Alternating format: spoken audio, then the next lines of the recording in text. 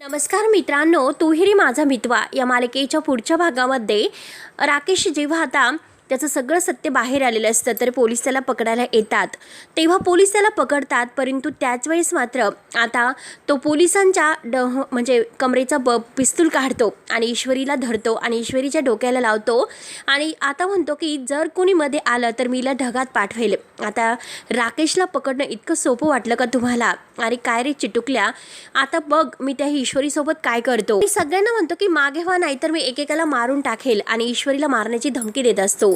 सगळीकडे मात्र आता म्हणजे सगळ्यांना धक्का बसलेला असतो आणि सगळ्यांना ईश्वरीच्या जीवाची काळजी लागलेली असते आणि हा राकेश काय करेल त्याचा तपास नसतो. तेवढ्यात ईश्वरी मात्र एक सनकणी त्याच्या कानामागे ठेवून देते आणि त्याच्या हातातील पिस्तूल हिसकावते.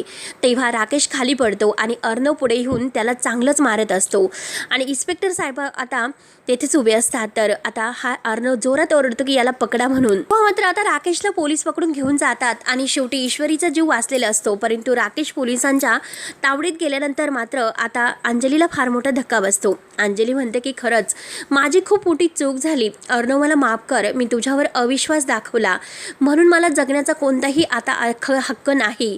तर अंजली धावतच येते आणि जो केक कापायचा सुरा आहे तर तो सुरा हातात घेते आणि स्वतःचा जीव देण्याचा प्रयत्न करते. तेव्हा तिने हातामध्ये चाकू घेऊन आपली नस कापण्यासाठी आता हातामध्ये सुरा घेतलेला आहे.